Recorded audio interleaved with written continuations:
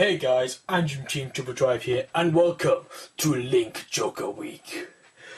Now, you will not believe the problems I've been having, because again, I'm always having problems since the Touch Cards video.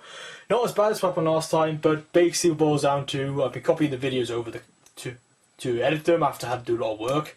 Hence why I had to jump video a bit earlier. I realised this one video, which has the Chaos Breaker deck profile, wasn't working. So this is my second take on it now, and I have to film it all over again.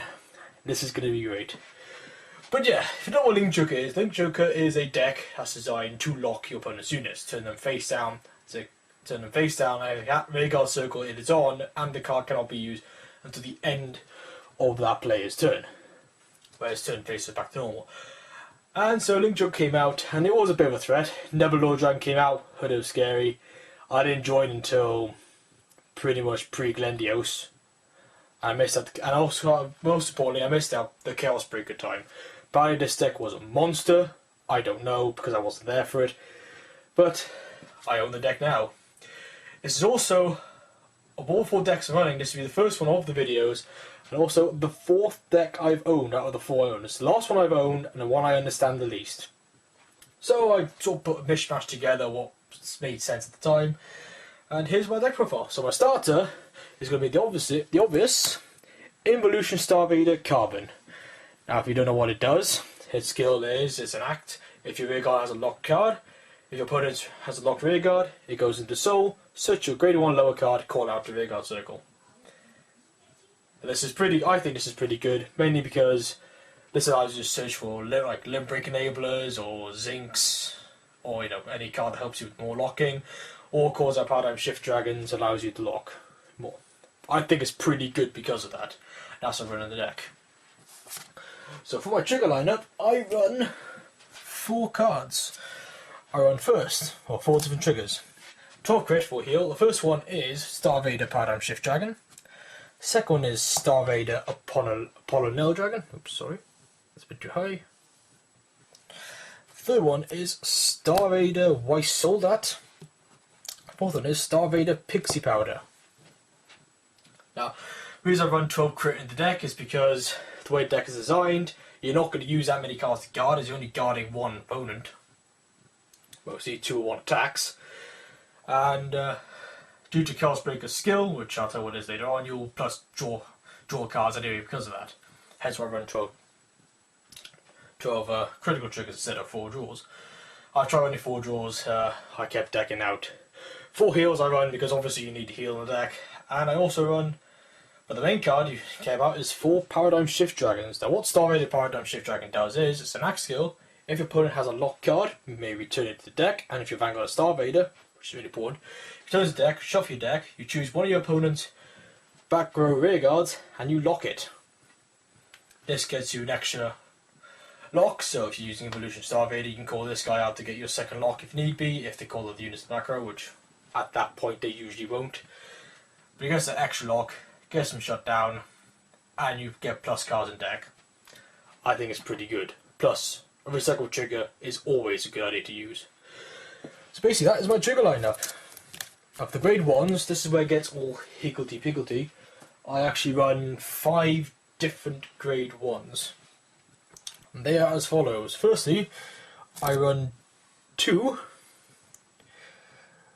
Eclipse Star-vader Charcoal.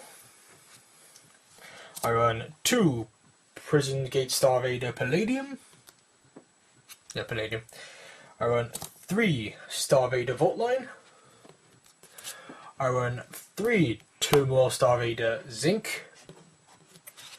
And I run 4 Barrier Star-vader Promethium. Now, I run these 5 cards for 4 different reasons. First of all, let's start with Eclipse Star-vader Charcoal. It's a limb break enabler. What else can I say about it? It's a fantastic card which allows you to activate limb break 4 earlier, which this deck revolves around limb break 4, so which is what you want. This is usually the target I choose to call out using Carbon. I run Palladium, because at the moment Palladium is very good tech in to allow me not only draw a card from Chaos Breaker's skill, but also to relock the card, keeping it on the field locked, which means they still haven't got an attack to work off with. As is Cabas 1 putting so all that jazz. Star-vader bolt line I run because it's when this unit attack hits the Vanguard as on boosting, choose one of the rear guards and lock it, which means put it behind the Vanguard, instant pressure behind the Vanguard, which means they'll want to guard it more, otherwise they haven't got a lock row for another turn. That's why I run it, and I think it's amazing because of that. I run only 3 Turmoil Star-vader Zinc. I run 3 because, well, I haven't got much room, unless I want to take out Palladiums, which at this moment in time I'd rather not. And the secondary skill, I run 3 because the skill is, if you have a Vanguard with Chaos in its name, it goes into the Soul, counter charge 2, and use Soul charge 2, allowing you to fuel up Chaos Breaker skill, which is amazingly well done, which you would want from how this deck works. And finally I run 4 Barrier Star-vader Prometheum. Now I run this guy because, well, he's pretty good in the deck he's going to be running. I really think it's his name, more importantly, but he's a Turco Perfect Guard, so when he ends up in the Soul, it's still useful. Yes, you basically lost it for the rest of the game, but you can still use it to get draw power, which will make up for the Perfect Guard you lost, hopefully. Now, as I'm filming this now, this is after the full set 8 release has been released, and the other videos will be before full set 8 release was out. I have seen Heliopos Dragon, which is if you don't know what it is, it's a Generation Break 1 card, which is Soul Blast 1, choose a card, Omega Lock against 3, choose a unit against 3k, at the end of the turn it goes into Soul. I'm going to be replacing Palladiums with that. Mainly because it's a guaranteed vault line in a sense. And why wouldn't you want to use it? I don't know. But anyway, that's my grade 1 lineup. Now for my grade 2 lineup, I run 4 different grade 2s.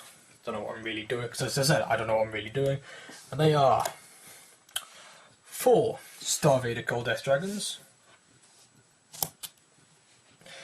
2 Star-vader Cold Death Dragons, 4 Companion Star-vader Photons, 3 Disorder Star-vader Iron, and 2 Star-vader Colony Makers.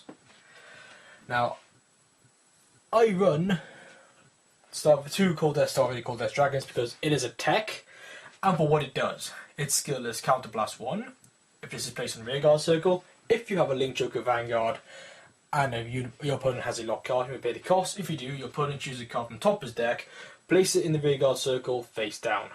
Now I'm not sure if you can look at the card or not, but if you can't look at the card, it's even better. And the idea is you call the card out. It forces them to call out cards from their deck if they don't want to call rearguards out. As long as they have one locked card, his skill works, and it's pretty amazing because of that. Now, secondly, I run 4 Companion Star-vader Photons. I run it because it's the obvious choice for Star-vader deck, in a Chaos Break deck especially.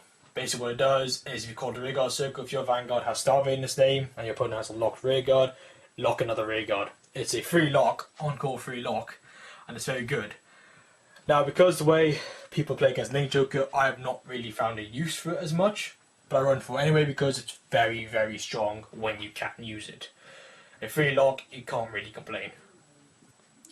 I also run 3 Disorder Star-vader Irons. I run it because of 2 of its major skills. The main skill, which I usually use it for, is if you have a Vanguard with Chaos in its name, it gains an extra 2,000 power in turn. So it becomes an 11k attacker, which means it can hit the Vanguard, unless the Vanguard's the Narukami 12k card or Nouvelle Vague. And a secondary skill, which I barely use, but I have used it, well, more than I use it for Photon anyway, is when it's placed in rearguard circle, if your opponent has a locked card, and you have a Vanguard Chaos in its name and pay the cost, if you do, choose one of your opponent's rearguards in the back row. Actually, no, sorry, just choose one of your opponent's rearguards and lock it. That was back row. Well, I keep using lock the back row anyway because the front row is usually mega locked all the time regardless. As I said, it's pretty good. Call out. Basically, I use it more 11k attackers as lock skill, but the 11k attacks is definitely worth against your opponent. And finally, I run 2 Star-vader Colony Makers. Star-vader Colony Makers is when it's placed in rearguard circle, and you put it as a lock card, you can counterblast 1, search your deck for grade 1 or lower rearguard card, and place it to rearguard circle.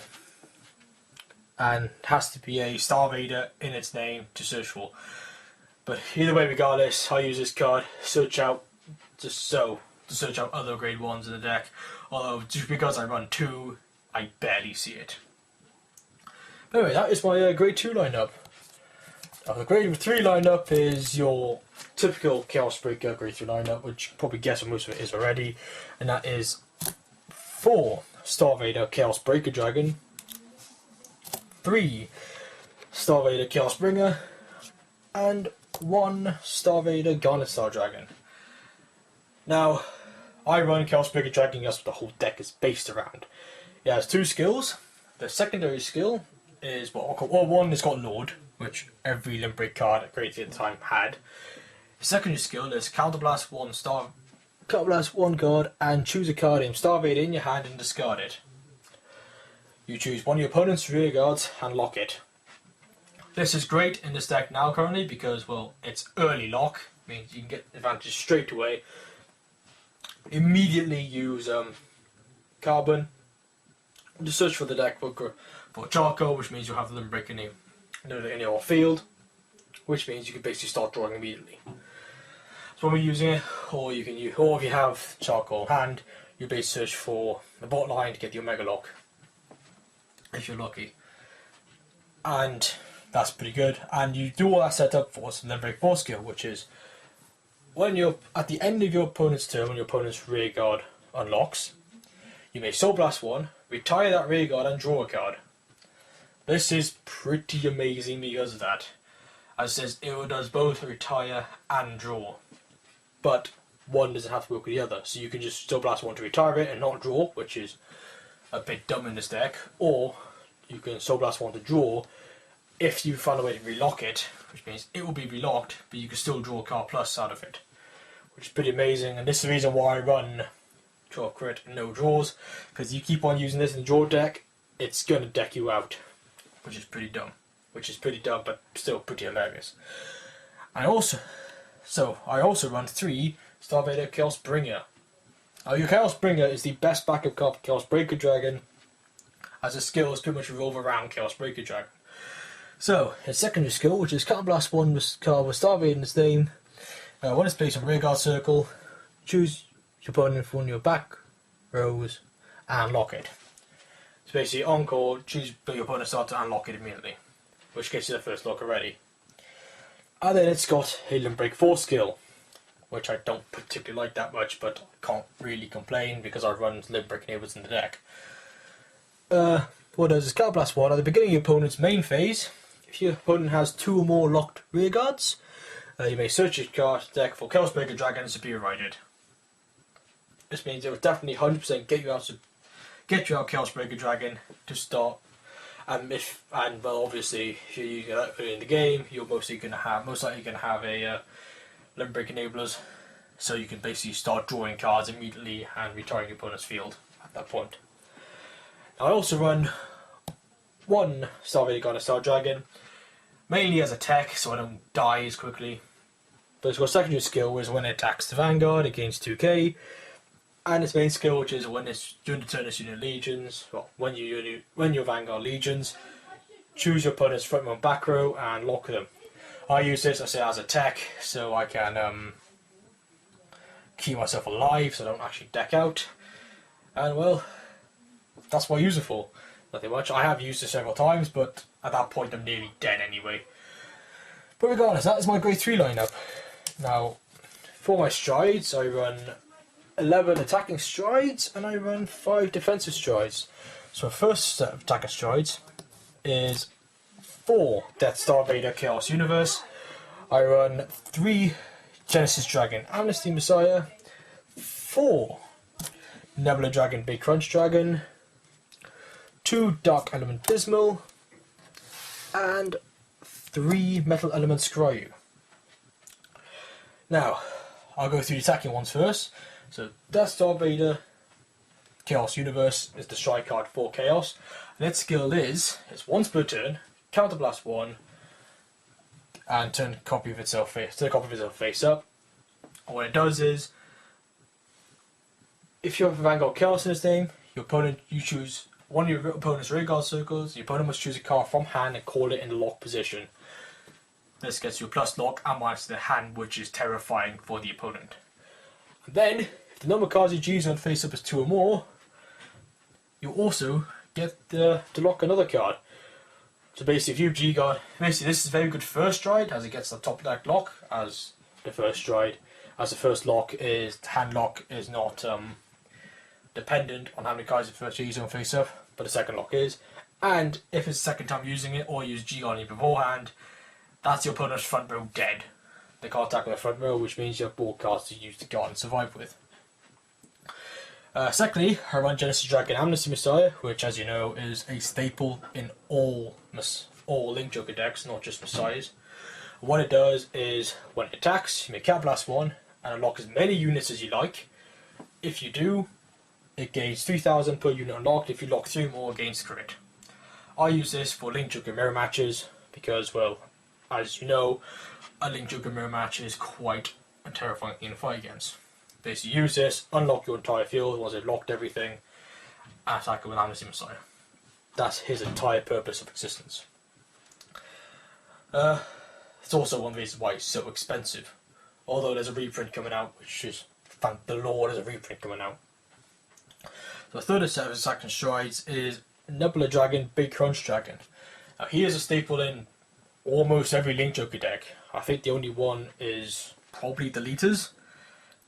And I actually run 10 in total in between 3 of my decks.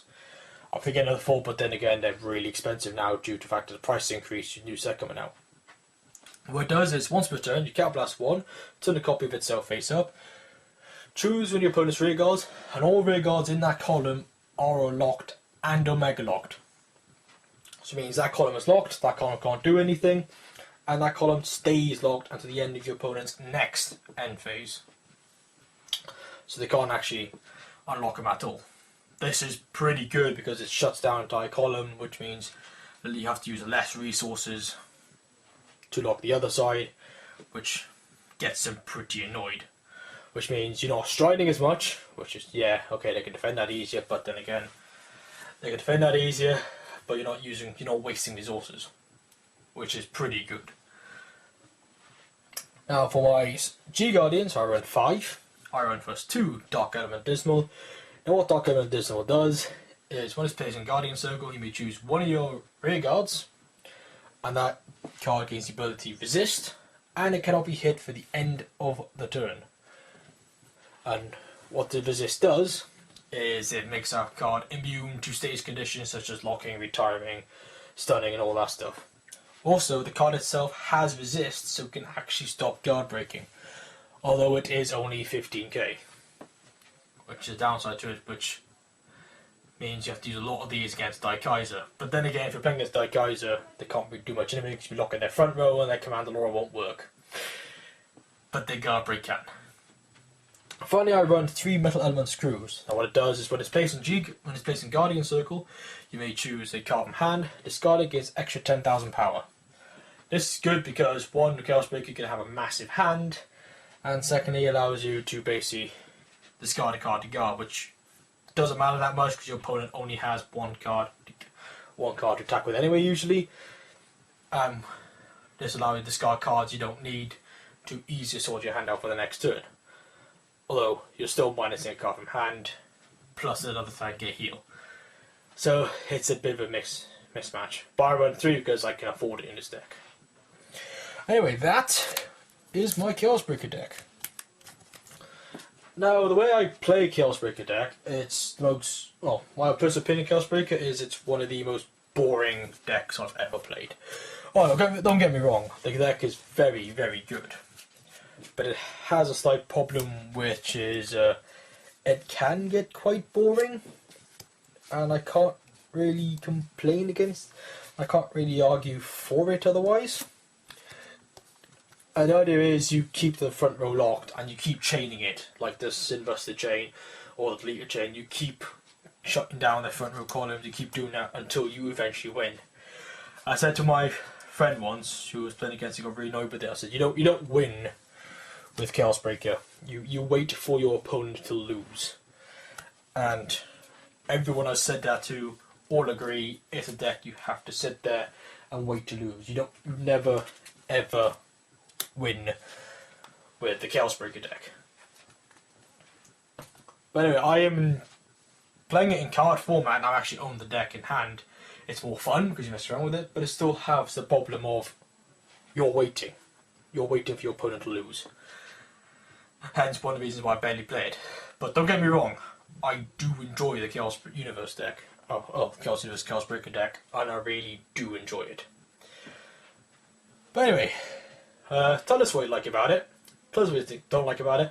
Tell us anything you would change to better suit the playstyle of the deck. Because at the moment, the only thing I'm changing so far is Heliopos Dragon and maybe the Perfect Guards. I'm not entirely sure. I'd rather keep those ones in because it saves me money to buy more.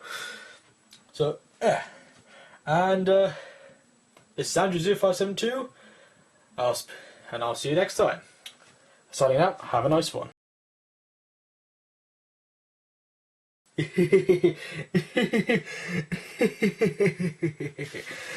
Loco.